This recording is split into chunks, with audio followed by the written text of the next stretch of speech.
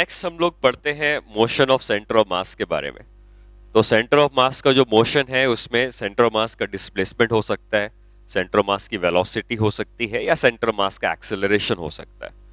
तो पहले हम लोग मोशन में डिस्प्लेसमेंट से स्टार्ट करते हैं और ये समझते हैं कि मोशन ऑफ सेंटर ऑफ मास में सबसे पहले हम पढ़ते हैं डिस्प्लेसमेंट ऑफ सेंटर ऑफ मास। तो सेंटर ऑफ मास कुछ पार्टिकल से बनाया गया होगा, उस सिस्टम के अंदर कुछ पार्टिकल्स होंगे, डिस्क्रीट मास डिस्ट्रीब्यूशन हो सकता है।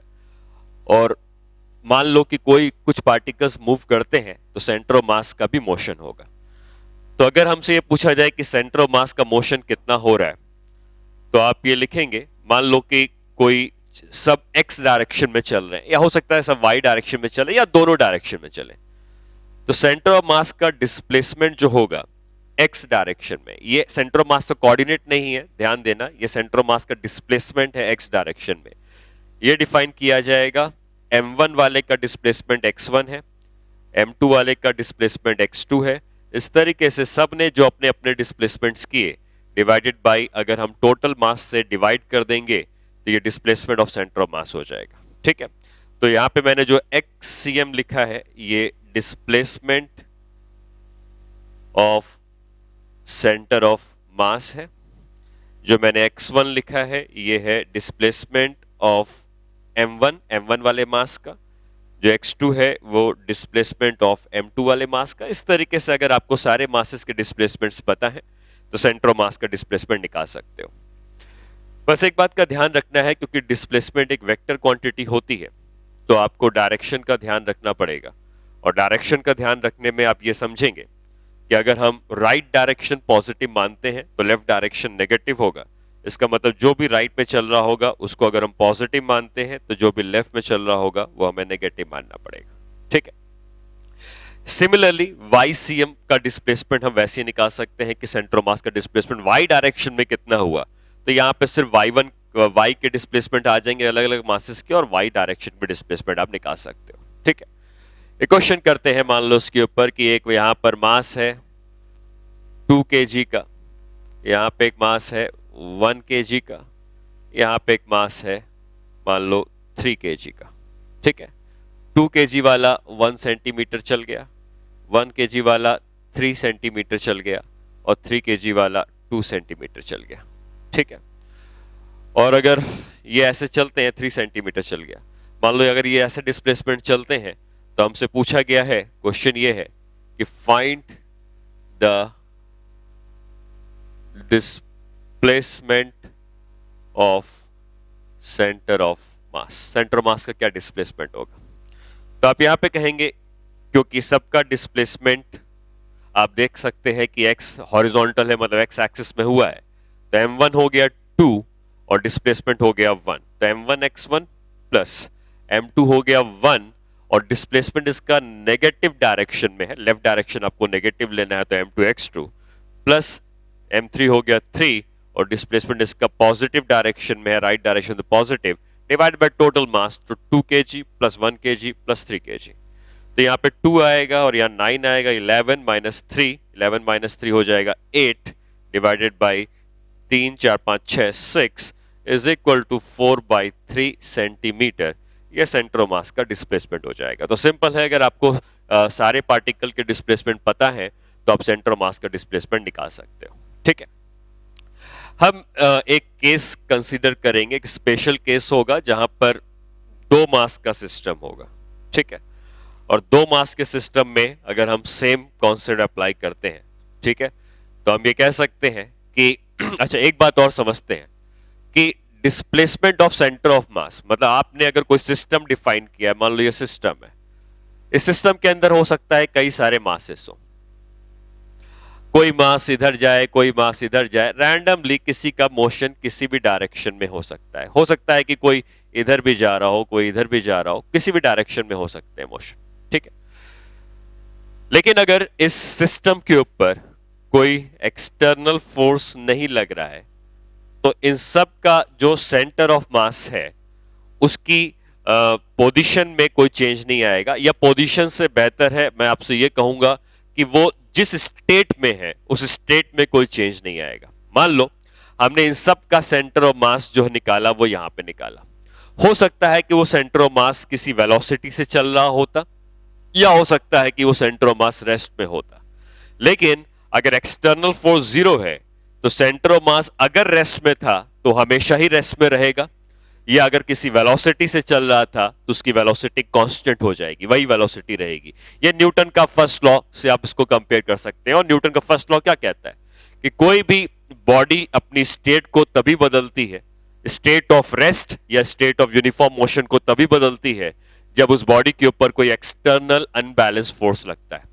वही चीज हम सिस्टम के लिए डिफाइन करते हैं। तो सिस्टम में एक बॉडी नहीं कई और बॉडीज हो सकती हैं, तो उन सारी बॉडीज का हम सेंटर ऑफ मास कंसीडर करते हैं और हम ये कहते हैं कि इस सिस्टम के अंदर जितनी भी बॉडीज हैं उनका कहीं ना कहीं सेंटर ऑफ मास होगा। और अगर इस सिस्टम के ऊपर एक्सटर्नल फोर्स जीरो लग रहा है तो सेंटर ऑफ मास जिस स्टेट में था, मतलब अगर रेस्ट की स्टेट में था तो रेस्ट में ही रहेगा, और अगर वो यूनिफॉर्म मोशन में था तो यूनिफॉर्म मोशन में ही रहेगा। ठीक है, तो हम यहां पे ये लिख सकते हैं कि if external force acting on the system is zero, then the center of mass of the system will not change its state of rest or state of uniform motion। ठीक है, मतलब सिस्टम का सेंटर ऑफ मास अगर rest में था तो rest में ही रहेगा और यूनिफॉर्म मोशन में था तो यूनिफॉर्म मोशन में ही रहेगा। फॉर एग्जाम्पल अगर आप इस बात को कंसीडर करते हैं कि हमारे पास एक पॉजिटिव चार्ज है और हमारे पास एक नेगेटिव चार्ज, अगर इन दोनों को मैंने एक सिस्टम के अंदर मान लिया तो ये दोनों चार्जेस एक दूसरे को जरूर अट्रैक्ट कर रहे होंगे। पॉजिटिव चार्ज पे फोर्स इधर लग रहा होगा अट्रैक्शन का, और नेगेटिव चार्ज पे फोर्स इधर लग रहा होगा अट्रैक्शन का। दोनों चार्ज एक दूसरे को अट्रैक्ट कर रहे हैं, लेकिन ये फोर्स इस सिस्टम का इंटरनल फोर्स है, इस सिस्टम के ऊपर कोई एक्सटर्नल फोर्स नहीं लग रहा है। तो अगर मैंने इसको और इसको रेस्ट से रिलीज किया तो इसका सेंटर ऑफ मास मान लो यहां पर कहीं पे था। ठीक है, दोनों चार्ज पार्टिकल को पकड़ा, रेस्ट में थे और छोड़ दिया, क्योंकि अगर स्टार्टिंग में सेंटर ऑफ ये दोनों रेस्ट में थे तो सेंटर ऑफ मास भी रेस्ट में था, और जैसे ही छोड़ोगे तो ये दोनों एक दूसरे की तरफ बढ़ने लगेंगे, इन दोनों की स्पीड में इंक्रीज आएगा, लेकिन सेंटर ऑफ मास अपनी जगह से नहीं हिलेगा और सेंटर ऑफ मास जहां पर था वो वहीं पर रुका रहेगा। ये दोनों चार्ज पार्टिकल आके वहीं पे कोलिजन भी करेंगे, लेकिन सेंटर ऑफ मास अगर रेस्ट की स्टेट में था तो हमेशा रेस्ट की स्टेट में ही रहेगा। ठीक है, तो ये एक एग्जांपल है जिसमें एक्सटर्नल फोर्स अगर जीरो रहेगा तो सिस्टम का सेंटर ऑफ मास अपनी स्टेट्स में नहीं चेंज करेगा। सिस्टम के जितने अंदर के पार्टिकल्स हैं उन सब की स्टेट बदल सकती है, ये भी चल रहा है, ये भी चल रहा है, सब चल रहे हैं, लेकिन सेंटर ऑफ मास की स्टेट में कभी भी कोई चेंज नहीं आएगा। ठीक है, ये हम लोग न्यूटन का फर्स्ट लॉ इस तरीके से यहां पे यूज कर सकते हैं। अच्छा, उसके बाद मान लो मैं दो पार्टिकल के सिस्टम की बात करता हूं। अगर मैंने कहा कि सेंटर ऑफ मास का डिस्प्लेसमेंट जीरो है, सेंटर ऑफ मास का डिस्प्लेसमेंट जीरो है, तो हो सकता है कि m1 वाला x1 चल रहा हो और m2 वाला x2 चल रहा हो। दो पार्टिकल के सिस्टम की बात कर रहा हूं, divided by m1 plus m2, इन्हीं की अगर मैं बात करता हूं तो m1 वाला कुछ x1 चलेगा, m2 वाला कुछ x2 चलेगा।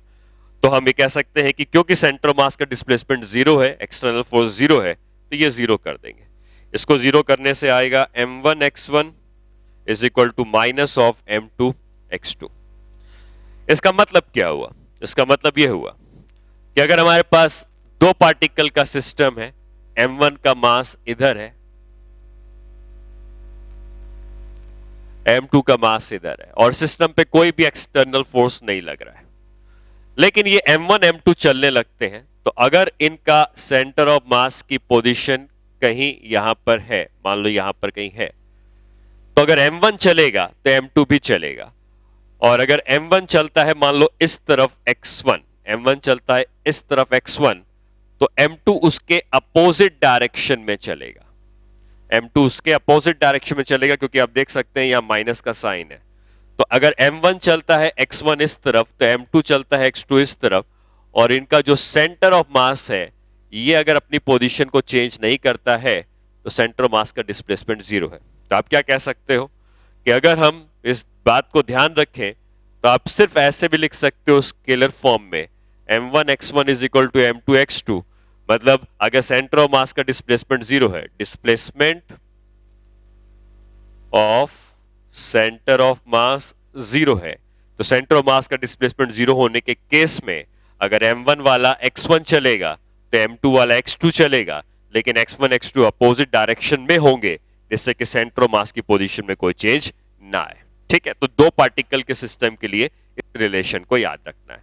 अगर दो पार्टिकल से ज्यादा होंगे तो यही फॉर्मूले में m1 x1 plus m2 x2 plus m3 x3 divide by m1 plus m2 plus m3 उसको जीरो कर देते, तब भी हमको रिजल्ट मिल जाता। लेकिन दो पार्टिकल का केस जनरल होता है तो उसका रिजल्ट हमको याद रखना होगा। ठीक है, अब आपको ये बात भी मैंने आपको बताई कि जब तक कोई एक्सटर्नल फोर्स नहीं लगता है तो सेंटर ऑफ मास का डिस्प्लेसमेंट जीरो होता है। तो मान लो आपसे एक ऐसा कोई क्वेश्चन पूछा जाए, ठीक है, ये क्वेश्चन एससी वर्मा में दिया हुआ है कि एक ट्रे है, ठीक है, एक ट्रे है, उसके ऊपर एक आइस का क्यूब रखा हुआ है और ग्रेविटी कहीं नहीं है, ग्रेविटी फ्री स्पेस में हम उसको ले गए। ठीक है, ग्रेविटी फ्री स्पेस में हमने आइस एक ट्रे के ऊपर रख दी। तो जैसे जैसे टाइम बीतेगा ये आइस पिघलेगी और पानी में बदल जाएगी। ठीक है, और ट्रे में पूरा पानी भर गया। तो पूछा जाएगा कि सिस्टम का जो सेंटर ऑफ मास था पहले और आइस के पिघलने के बाद अब जो सिस्टम का सेंटर ऑफ मास आया है, इसमें सेंटर ऑफ मास ऊपर गया है या नीचे आया है या वहीं रहा है। तो आपको ऐसा लगता है कि बर्फ जो आइस का क्यूब था उसका सेंटर ऑफ मास तो ऊपर था, लेकिन जब पिघल जाएगा तो वो नीचे आ जाना चाहिए। लेकिन होगा क्या कि जब बर्फ पिघलेगी और पानी बनेगी तो ट्रे ऊपर चली जाएगी। रीजन क्या है? अगर हम आइस और ट्रे के सिस्टम को ले लें तो कोई एक्सटर्नल फोर्स नहीं है, ग्रेविटी नहीं है तो कोई एक्सटर्नल फोर्स नहीं है, और कोई अगर एक्सटर्नल फोर्स नहीं है तो सिस्टम का सेंटर ऑफ मास जहां पर पहले था वहीं रहेगा। अगर आइस पिघल के पानी बन के नीचे आ रही है तो ट्रे ऊपर चली जाएगी, लेकिन सेंटर ऑफ मास को अपनी जगह से मूव नहीं करने देगी। ऐसे और भी कई एग्जाम्पल्स हो सकते हैं। जैसे मान लीजिए एक एग्जाम्पल मैं ये कह सकता हूं कि एक नाव है, एक बोट है, उसके ऊपर एक आदमी एक एक किनारे पे खड़ा है, एक नाव के किनारे पे खड़ा है। ये मान के चलते हैं कि वाटर से कोई फ्रिक्शन नहीं मिल रहा है, कोई विस्कस फोर्स नहीं मिल रहा है, हर जगह फ्रिक्शनलेस है। तो जब वो मैन एक बोट के एक एंड से दूसरे एंड पे चलता हुआ जाएगा तो बोट राइट में जाएगी, लेकिन सेंटर ऑफ मास अपनी जगह से नहीं हिलेगा। रीजन अगेन यही है कि बोट और मैन के सिस्टम को अगर देखते हो, इस सिस्टम के ऊपर कोई भी एक्सटर्नल फोर्स हॉरिजॉन्टल डायरेक्शन में नहीं है। पानी में अगर फ्रिक्शन होता तो पानी बोट पर फ्रिक्शन लगाती तो एक्सटर्नल हो जाता, लेकिन अगर पानी में फ्रिक्शन नहीं है तो इस सिस्टम पे ऊपर कोई भी एक्सटर्नल फोर्स हॉरिजॉन्टल डायरेक्शन में नहीं है। अगर एक्सटर्नल फोर्स हॉरिजॉन्टल डायरेक्शन में नहीं है तो सेंटर ऑफ मास का डिस्प्लेसमेंट भी हॉरिजॉन्टल डायरेक्शन में नहीं होगा। अगर एक्सटर्नल फोर्स वर्टिकल डायरेक्शन में है तो सेंटर ऑफ मास का डिस्प्लेसमेंट वर्टिकल डायरेक्शन में हो सकता है, लेकिन अगर एक्सटर्नल फोर्स हॉरिजॉन्टल डायरेक्शन में नहीं है, जिस डायरेक्शन में एक्सटर्नल फोर्स नहीं है उस डायरेक्शन में सेंटर ऑफ मास का डिस्प्लेसमेंट नहीं हो सकता है। तो इसके ऊपर कुछ प्रॉब्लम्स होती हैं जो हम लोग कंसीडर करते हैं। ठीक है, और देखते हैं कैसे सॉल्व करनी होगी। तो जब भी दो मास का सिस्टम है तो अगर m1 वाला x1 चलेगा तो m2 वाले को x2 चलना पड़ेगा, जिससे कि सेंटर ऑफ मास का डिस्प्लेसमेंट जीरो हो जाए। तो मान लो मैं इसी प्रॉब्लम को यूज करता हूं। मान लो मैं बोट की बात कर रहा था, बोट की जगह एक प्लैंक हो सकता है। प्लैंक मतलब एक लकड़ी का बना हुआ इस तरीके से बोर्ड है, और इसको हमने रख दिया है ग्राउंड में, और ग्राउंड में कहीं पर कोई फ्रिक्शन नहीं है। ये सरफेस जो आपको दिख रही है ये सरफेस स्मूथ सरफेस है। अगर इसके एक एंड पे मैन खड़ा हुआ है, मैन और प्लैंक के बीच में फ्रिक्शन हो सकता है, ठीक है, लेकिन हम जब इन दोनों को सिस्टम मानेंगे तो मैन और प्लैंक के बीच का फ्रिक्शन इंटरनल फोर्स कहा जाएगा। ठीक है, एक्सटर्नल फोर्स अगर होता तो ये अगर ग्राउंड ने अगर फ्रिक्शन लगाया होता तो वो एक्सटर्नल फोर्स कहा जाता, लेकिन ग्राउंड में फ्रिक्शन नहीं है तो कोई एक्सटर्नल फोर्स नहीं है। अब ये मैन का मास स्मॉल m का है, प्लैंक का मास कैपिटल M का है, और प्लैंक की लेंथ L की है मान लो। अब जब मैन ये चलता हुआ लेफ्ट में जाएगा तो प्लैंक राइट में सरकता जाएगा, लेकिन सेंटर ऑफ मास को अपनी जगह से नहीं हिलने देगा, क्योंकि हॉरिजॉन्टल डायरेक्शन में कोई एक्सटर्नल फोर्स नहीं लग रहा है। तो ये जो प्लैंक आपको दिख रहा है, इसका खुद का सेंटर ऑफ मास यहां पर होता, मैन का सेंटर ऑफ मास इसी लाइन पे कहीं पे होता, कंबाइंड सेंटर ऑफ मास मान लो यहां पर होता। ठीक है, अगर कंबाइंड सेंटर ऑफ मास इन दोनों का यहां पर है, तो जब ये मैन मूव करके दूसरे एंड पे पहुंच जाएगा, मैन जब मूव करके दूसरे एंड पे पहुंच जाएगा, तो ये जो प्लैंक आपको दिख रहा है ये कुछ इस तरीके से हो जाएगा। मैन यहां पे पहुंच गया है, दूसरे एंड पे पहुंच गया है, लेकिन इनका जो कंबाइंड सेंटर ऑफ मास था वो जहां पर पहले था वो वहीं रहेगा, उसकी पोजीशन में कोई चेंज नहीं आएगा। ठीक है, रीजन वही है क्योंकि एक्सटर्नल फोर्स हॉरिजॉन्टल डायरेक्शन में नहीं है, तो सेंटर ऑफ मास की पोजीशन हॉरिजॉन्टल डायरेक्शन में नहीं बदलेगी। मैन आगे चलता जाएगा, चाहे वो प्लैंक की बात करूं या आगे मैं बोट की नाव की बात करूं, अगर मैन आगे चलता जाएगा तो प्लैंक पीछे सरकता जाएगा, या मैन आगे चलता जाएगा तो नाव पीछे आती जाएगी, लेकिन सेंटर ऑफ मास की पोजीशन में कोई चेंज नहीं आएगा। तो अगर मैं आपसे ये पूछता हूं कि इस बोट, ये प्लैंक का मास m है और लेंथ l है, तो ये मैन जब एक एंड से दूसरे एंड पे आया तो ये बोट चला कितना, इस प्लैंक का क्या डिस्प्लेसमेंट हुआ। आप इस बात को ध्यान रखें कि ये भी दो मास का सिस्टम है, एक है मैन, एक है प्लैंक। तो हम यहां पर ये कह सकते हैं कि m1 x1 is equal to m2 x2, जब भी सेंटर ऑफ मास का डिस्प्लेसमेंट 0 होगा, आप m1 x1 is equal to m2 x2 लगा सकते हैं। बस ये बात ध्यान रखेंगे कि जो x1 x2 डिस्प्लेसमेंट हम कैलकुलेट कर रहे हैं, ये ग्राउंड से होने चाहिए। कोई ग्राउंड पे खड़ा हुआ देखेगा तो बताएगा कि मैन x1 चला है, और ग्राउंड पे खड़े वाला बताएगा कि प्लैंक x2 चला है, तो m1 x1 m2 x2 के बराबर हो जाएगा। अब देखिए ये मैन एक्चुअली चला कितना, तो अगर हम ये मानते हैं कि ये बोर्ड, ये प्लैंक आगे बढ़ा है, और प्लैंक जो आगे बढ़ा है यहां से लेके, प्लैंक पहले यहां पर था, अब ये प्लैंक का ये वाला एंड यहां पहुंच गया है, तो मान लेते हैं कि प्लैंक आगे बढ़ा है, यहां से यहां तक की जो दूरी है ये x के बराबर, ये हमको निकालनी। ठीक है, तो क्या मैन पूरा l चला है, ये l इस प्लैंक की पूरी लेंथ है, l इस प्लैंक की पूरी लेंथ है, लेकिन क्या ये मैन पूरा l चला भी है। अगर आप देखें ध्यान से तो मैन जब चलता जा रहा था तो प्लैंक राइट पे चलता जा रहा था, तो मैन इफेक्टिवली यहां से यहां तक आया है, और ये पूरी लेंथ l के बराबर नहीं है, बल्कि ये l में से अगर हम x घटा दे तो मैन जो चला है वो l माइनस एक्स चला है। और हम अगर यहां पे यूज करते हैं m1 x1 is equal to m2 x2, तो आप कहोगे मैन का मास m है, लेकिन ये चला कितना है, l माइनस एक्स। तो हम यहां पे लिखेंगे l minus x is equal to, plank का मास है कैपिटल M, और प्लैंक कितना चला है, प्लैंक का ये वाला एंड यहां से यहां चला गया, आप देख सकते हैं, तो प्लैंक चला है x के बराबर, यही x हमको निकालना है। तो अगर हम इस ब्रैकेट को ओपन करते हैं और x निकालते हैं, तो ये आ जाएगा m into L upon m plus capital M, ये हो जाएगा डिस्प्लेसमेंट ऑफ द प्लैंक। इसका मतलब मैन जब एक एंड से दूसरे एंड पे गया, तो ये प्लैंक जो आगे बढ़ेगा इसकी value ml upon m plus capital M हो गई। कहां से निकाला हमने, m1 x1 is equal to m2 x2 करके। ये तरीका दो मास के सिस्टम के लिए आप लगा सकते हो। हालांकि एक और तरीका है जो कि हम यूज कर सकते हैं, लेकिन हाँ कॉन्सेप्ट यही रहेगा कि सेंटर ऑफ मास अपनी जगह से नहीं हिला है। अगर हम उस चीज को यूज करना चाहेंगे तो हम कोऑर्डिनेट एक्सिस बनाएंगे और कहेंगे कि ये y एक्सिस है मान लेते हैं, और ये x एक्सिस है। हम सब कुछ x एक्सिस के लिए कर रहे हैं क्योंकि सबका मोशन x एक्सिस में है। ये प्लैंक है, प्लैंक l लेंथ का है, तो सेंटर ऑफ मास का कोऑर्डिनेट कितना हो जाएगा, l/2 कॉमा 0, मान के चलते हैं कि विड्थ इसकी जो है वो अप्रोक्सीमेटली 0 है, या y कोऑर्डिनेट हमको कोई फर्क पड़ता भी नहीं है, हम सिर्फ x कोऑर्डिनेट लिख रहे हैं, l/2 कॉमा समथिंग। इस मैन का कोऑर्डिनेट क्या है, ये पूरी लेंथ l की है, तो मैन का कोऑर्डिनेट हो जाएगा x coordinate l comma something होगा, हमें कोई फर्क नहीं पड़ता। और इस रॉड या प्लैंक का सेंटर यहां है, मैन का सेंटर यहां है, तो इनका कंबाइंड सेंटर ऑफ मास यहां है। तो क्या हम सेंटर ऑफ मास का कोऑर्डिनेट निकाल सकते हैं? अगर हम सेंटर ऑफ मास का x कोऑर्डिनेट निकालते तो क्या लिखते, m1 x1, ये किसका मास है, प्लैंक का, तो क्या लिखते, capital M into l/2 plus ये स्मॉल m का मास यहां पर है, small m into l divided by capital M plus small m, ये सेंटर ऑफ मास का कोऑर्डिनेट।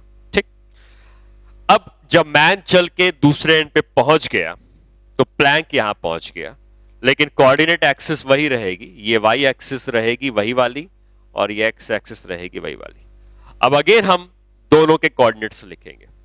मैन का कोऑर्डिनेट कितना हो गया, आप देख सकते हैं कि मैन यहां पहुंच चुका है, ये दूरी एक्स की है, तो मैन का एक्स कोऑर्डिनेट इतना हो गया, वाई कोऑर्डिनेट कुछ होगा कोई फर्क नहीं पड़ता। और ये जो प्लैंक था, प्लैंक का सेंटर पहले यहां था, प्लैंक इस प्लैंक का सेंटर यहां पहुंच गया, तो प्लैंक का भी तो सेंटर का कुछ ना कुछ कोऑर्डिनेट होगा।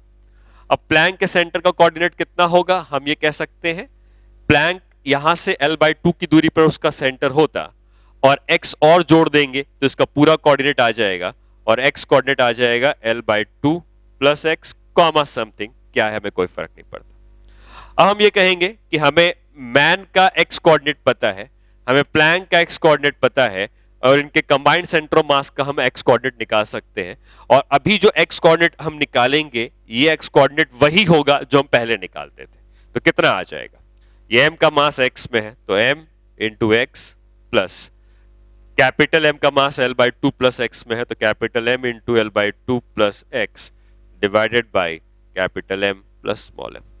और इन दोनों के सेंटर ऑफ मास के कोऑर्डिनेट सेम है तो दोनों को इक्वेट कर सकते हैं और दोनों को इक्वेट करने पर हम ये कह सकते हैं कि capital M into l/2 plus m into l is equal to, क्योंकि इक्वेट करने में डिनोमिनेटर कैंसिल हो जाएगा, is equal to small m into x plus capital M into l/2 plus x.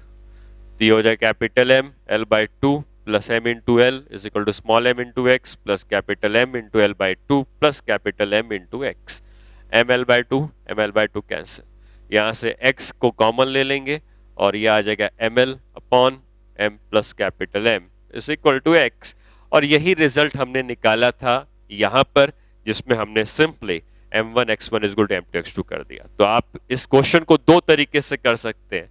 अगर हो सकता है कि एक मैन से ज्यादा मैन होते तब आप इस तरीके को यूज करते कि हम कोऑर्डिनेट एक्सिस बनाते, इसका कोऑर्डिनेट लिखते, प्लैंक का कोऑर्डिनेट लिखते, मैन का कोऑर्डिनेट लिखते, सेंटर ऑफ मास निकालते, डिस्प्लेसमेंट होने के बाद तीनों के कोऑर्डिनेट फिर से लिखते, फिर से सेंटर ऑफ मास निकालते, फिर दोनों के सेंटर ऑफ मास को आपस में इक्वेट कर देते और फिर हम वहां से जो भी अननोन वैल्यू है उसको निकाल सकते हैं। ठीक है, एज ऑफ नाउ आप ये याद रखें कि दो मास के सिस्टम में अगर मैन प्लैंक के ऊपर चल रहा है और प्लैंक की लेंथ l की है तो मैन अगर इधर से इधर आता है तो प्लैंक का जो डिस्प्लेसमेंट होगा वो ml upon m plus capital M का होना चाहिए। ठीक है, अच्छा अब ये जो रिजल्ट आया है ये कई जगहों पर यूज हो सकता है। ठीक है, ये रिजल्ट कई जगहों पर यूज हो सकता है। जैसे हम अगर ये कहते हैं कि प्लैंक और मैन की जगह कुछ और भी यूज कर सकते हैं, जैसे हो सकता है मैं आपसे कहूं कि एक इंक्लाइंड प्लेन, इस इंक्लाइंड प्लेन में ग्राउंड पे रख देते हैं और ग्राउंड इसकी जो है इसमें अगेन कोई फ्रिक्शन नहीं है। अगर यहां पर हम एक ब्लॉक रखते हैं और ब्लॉक को रिलीज कर देते हैं तो ब्लॉक ऑब्वियसली नीचे गिरेगा, ये लेंथ l की है, ये हाइट h की है। ठीक है, तो जब ब्लॉक नीचे गिरेगा तो प्लैंक को आगे की तरफ पुश कर देगा। ठीक है, कौन सा फोर्स पुश करेगा, तो फोर्स भी है। प्लैंक ने ब्लॉक के ऊपर n इधर लगाया होगा तो ब्लॉक ने प्लैंक कह रहा हूं, इंक्लाइन प्लेन के ऊपर नॉर्मल रिएक्शन इधर लगाया होगा और इंक्लाइन प्लेन पे जो नॉर्मल रिएक्शन इधर लग रहा है उसको हॉरिजॉन्टल कंपोनेंट इस इंक्लाइन प्लेन पे फोर्स लगाएगा और इंक्लाइन प्लेन राइट में जाएगा।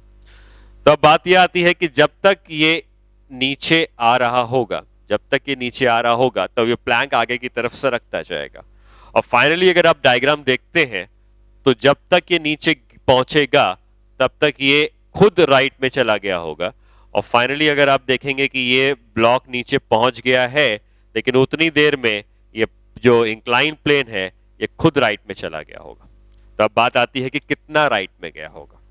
आप इस बात को याद रखें कि जो रिजल्ट हमने लास्ट क्वेश्चन में निकाला था वो ये था कि अगर हमारे पास एक प्लैंक था, मैन यहां से चलता है और चलते हुए यहां पर आ जाता है तो ये राइट में चला जाता है और अगर ये लेंथ l की थी तो ये जो राइट में गया था, ये जो प्लैंक राइट में गया था इसकी वैल्यू आई थी ml upon m plus capital.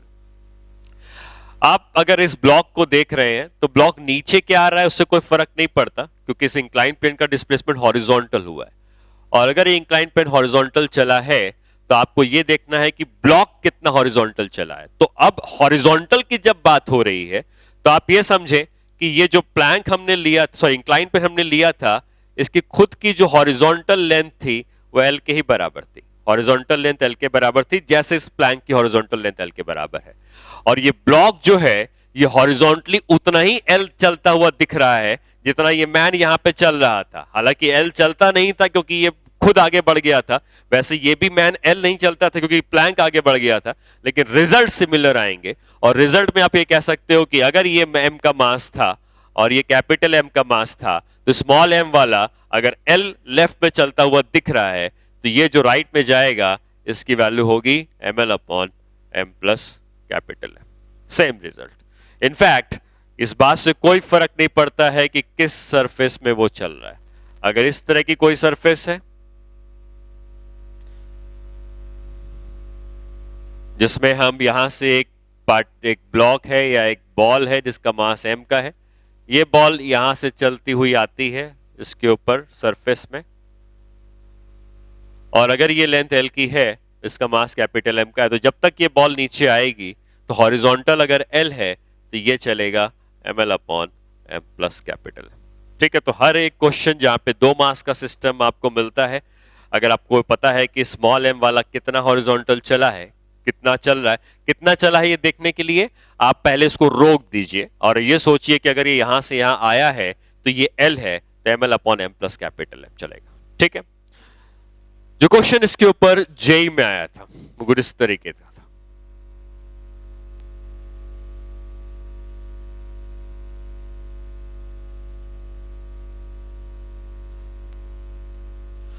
ये इस तरीके से कोई ब्लॉक है, इसका सेंटर यहां पर कहीं पर है, इसका रेडियस कैपिटल आर का है, यहां पे एक बॉल है, इसका मास m है, रेडियस स्मॉल r है, कहीं पे कोई फ्रिक्शन वगैरह नहीं है, ये सरफेस स्मूथ है ऐसा बोला गया है। और जब इस बॉल को छोड़ देंगे तो ये बॉल नीचे की तरफ आएगी, घूमते हुए भी आ सकती है, ऐसे भी आ सकती है, और एक समय ऐसा आएगा कि ये बॉल ठीक नीचे पहुंच जाएगी। ठीक है, तो हमसे ये पूछा गया था कि अगर इसका मास कैपिटल M का है तो इस बड़े ब्लॉक का क्या डिस्प्लेसमेंट होगा। तो क्वेश्चन में लिख देता हूं, as the ball starts from A, reaches position B, find the displacement of block of mass capital M। तो यहां पर अगेन आप इस बात को समझें कि हमें ये देखना है, हम इस बड़े वाले को रोक देंगे और हम ये देखेंगे कि इस बॉल का सेंटर यहां से यहां अगर पहुंचता है, क्योंकि आपको ये पता है कि छोटी बॉल इधर जाएगी तो बड़े वाले ब्लॉक को इधर आना ही पड़ेगा, जिससे कि सेंटर ऑफ मास अपनी पोजीशन में ना चेंज कर पाए।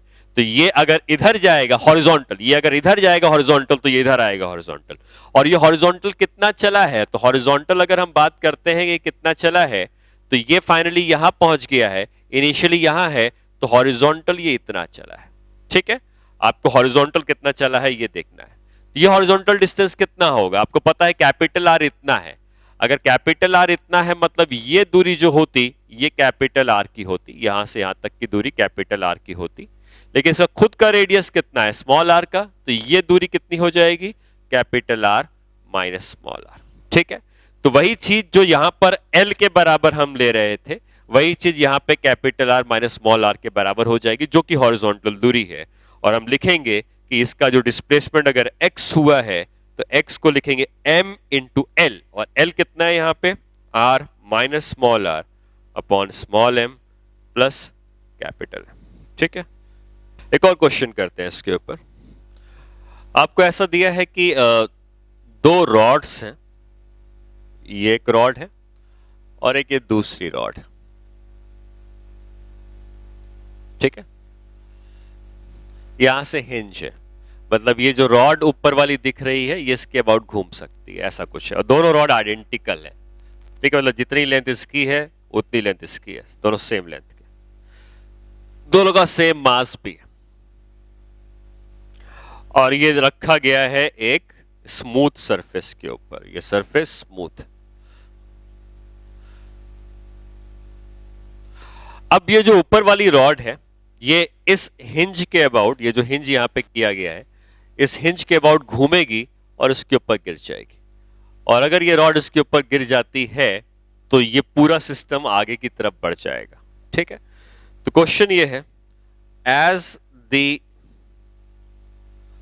Vertical rod falls on the horizontal rod, then find the displacement of center of, find the displacement of the horizontal rod, ठीक है। तो जब ये रॉड इसके ऊपर गिर जाएगी तो हॉरिजॉन्टल रॉड कितना आगे बढ़ेगी। आप अगेन ये सोचें कि एक मैन है जो उसके ऊपर चल रहा है, ठीक, कितना चला ये इंपॉर्टेंट है। तो ये सेंटर जो था जब ये रॉड गिरेगी तो ये इस तरीके से आएगा, उसके ऊपर गिर जाएगा, ठीक है।